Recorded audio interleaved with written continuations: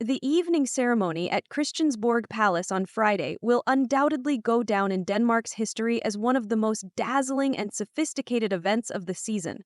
The grand occasion was held in honor of the state visit of Egypt's president, whose presence underscored the importance of strengthening diplomatic ties between the two nations. However, for many, the true intrigue of the evening lay not only in the political and protocol aspects, but also in the fashionable rivalries, social conversations, and personal dramas that unfolded under the palace's dome. The halls of Christiansborg sparkled with royal figures: Queen Mary, King Frederick, and Princess Mary. Their presence symbolized the continuity and resilience of the Danish monarchy. Each member of the royal family, appearing in their finest attire, demonstrated not only impeccable style, also the ability to use clothing and jewelry as diplomatic tools. Special attention was drawn to Princess Marie, who recently celebrated her 48th birthday. She shone in an emerald green gown by the renowned British designer Jenny Packham. This choice was far from coincidental. The deep green hue highlighted her rich chestnut locks, while the shimmering sequins evoked a whisper of luxury so characteristic of the refined evenings of the royal court. The centerpiece of Marie's look was the floral tiara, a family heirloom gifted to her by Queen Margrethe upon her joining the Danish royal family. This tiara, steeped in the traditions of the House of Glucksburg, symbolized strong bonds and enduring values passed down through generations. Marie's other jewelry choices were equally noteworthy. Long, sparkling earrings that elegantly complemented the ensemble and the regal insignias she wore with pride, emphasizing her dedication to the monarchy. Marie's makeup featured warm bronze tones, while her lips were adorned with a soft pink lipstick. Her hair, styled in loose waves, highlighted her natural beauty and showed how she effortlessly blends the classic court etiquette with a touch of modern femininity. Not to be outdone, Queen Mary graced the event in an elegant black gown with a high neckline. This timeless color, embodying flawless classicism, was adorned with sparkling diamond appliques that elegantly emphasized the lines of her shoulders and sleeves. The simple yet perfectly tailored silhouette allowed the queen to appear both majestic and contemporary. Mary's jewelry was equally impressive. The highlight was a new tiara, a remarkable accessory with an interesting history.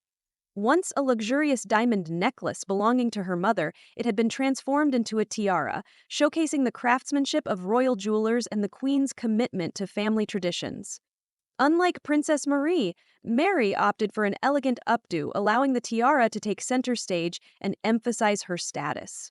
Minimalist diamond earrings, understated yet luxurious, completed her look in line with the royal dress code. The presence of Egypt's president at the reception highlighted the broader international context. President el-Sisi expressed gratitude for the warm welcome and emphasized the importance of cooperation between Denmark and Egypt in political, economic, and cultural spheres. After the formal part of the evening, a dinner followed, accompanied by live music, where guests enjoyed not only exquisite dishes, but also the invisible threads that connect royal families and nations. Yet beneath the glittering surface of diplomatic grandeur lay more human elements. One of the most discussed moments was the unexpected, or perhaps expected from the perspective of the seasoned public, topic of Prince Joachim's absence. The husband of Princess Marie, who now resides in the United States, chose to remain overseas to focus on his professional projects. This left Marie to attend the event alone.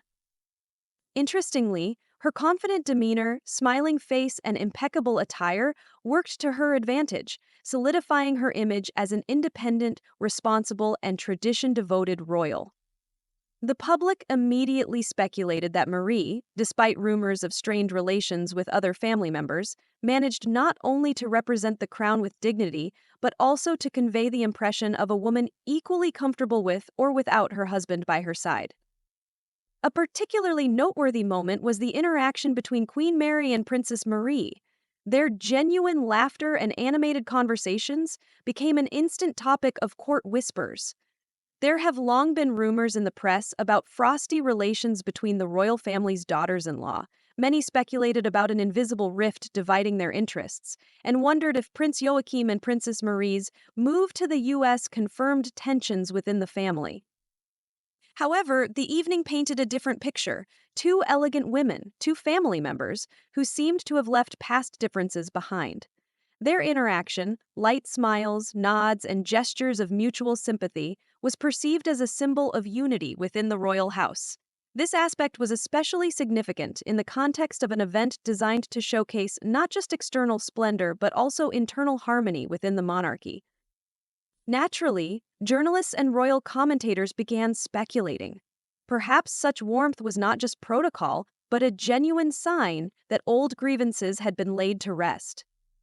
Or was it a skillful public display, a well-calculated strategy to strengthen the monarchy's image in the eyes of the international community?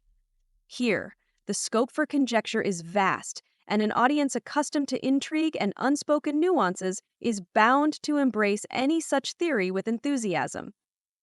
Both royal women undoubtedly relied on more than just their demeanor. They also used their appearance. Fashion has long been an integral part of diplomatic language, with every detail of an outfit, from fabric color to the shape of a tiara, serving as an unspoken message. Princess Marie, appearing without her husband, seemed to emphasize her independence and vitality without any distinction between the royal household by choosing a bold green color, a shade symbolizing renewal and vitality.